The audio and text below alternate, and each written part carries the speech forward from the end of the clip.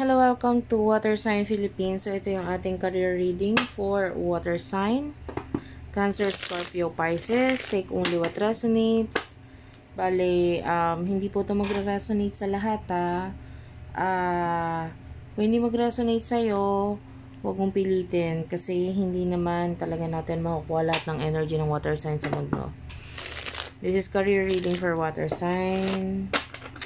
Personal reading, Jing Tarot Reader. Search mo na lang siya sa Facebook, sa TikTok, at dito sa YouTube. Meron siya sarili niyang YouTube channel. Start na natin. This is for the sign of water sign. Career reading.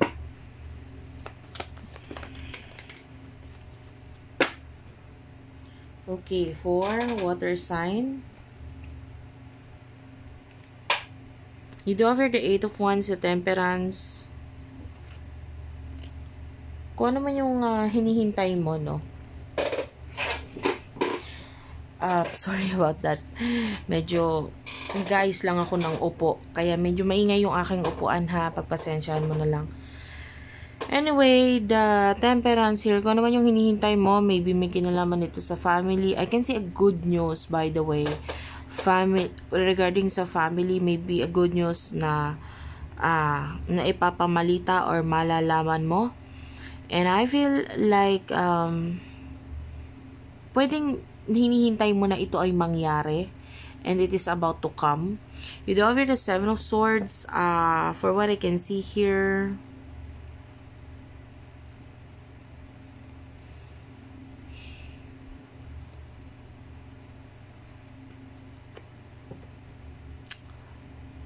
Kung sino man itong mga tao na hindi mo nagugustuhan yung sinasabi nila, the way I say this, you need to let go, dumistansya, lumayo.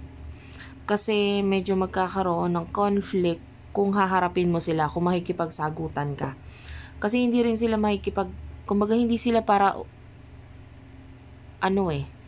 baliwalain yung mga sinabi mo. So, para maiwasan yung arguments, yung samaan ng loob, at saka para maging matiwasay at peaceful lang ang lahat.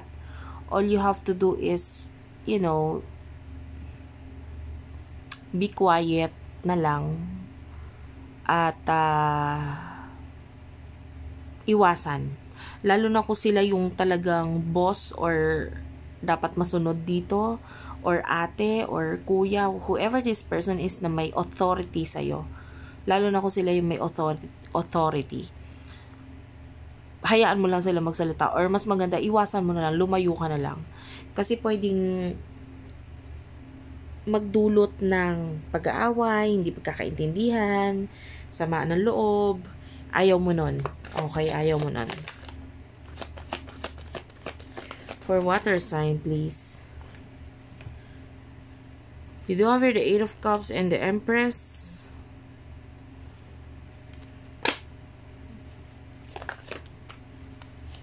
Two of Pentacles.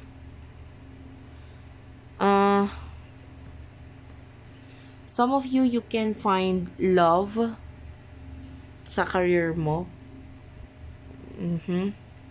Pero may mga pina-priority ka, so I don't feel like dumating man yung love na yun, parang okay, meron.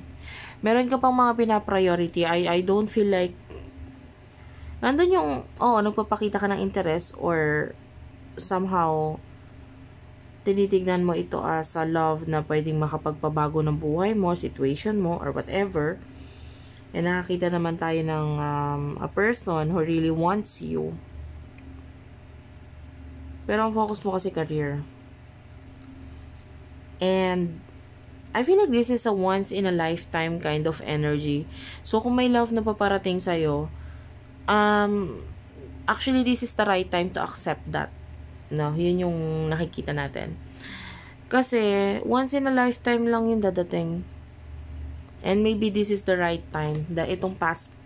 This is some of you, this is a new person, some of you past person na magpapakita ito sa'yo or magpaparamdam sa'yo itong taong ito. Pag binaliwala mo din, ilang years na naman ang bibilangin mo to have this kind of connection or to have this kind of person. No?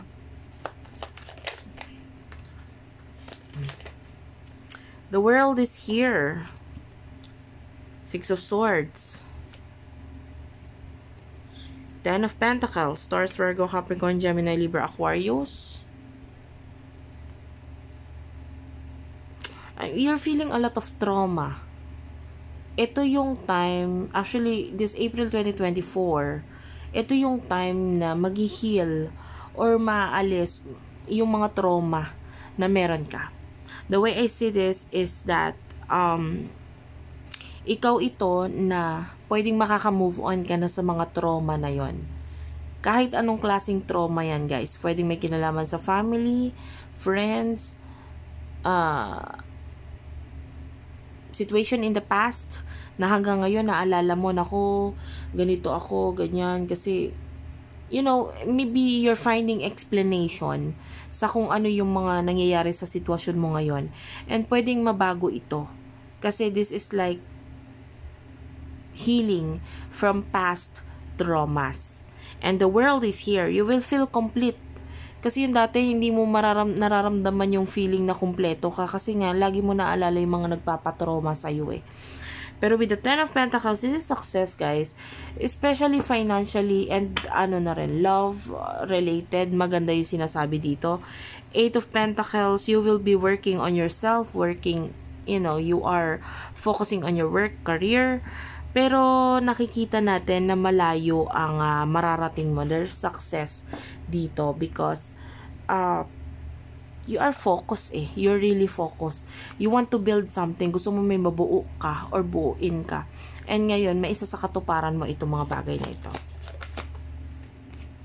Nine of Wands is here and followed by the Four of Swords and the Ace of Cups.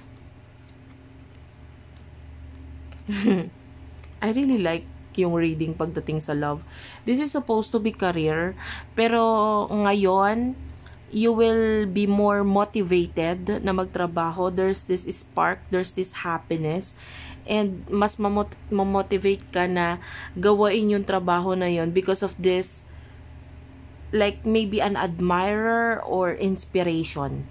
So, ito, healthy connection pagdating sa love kasi hindi naaapektuhan yung career mo, relationship mo with your career.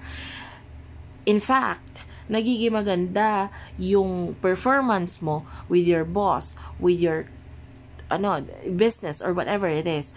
Kasi etong person na dumadating sa buhay mo, nagbibigay siya ng kasayahan sa iyo, galak sa iyo eh.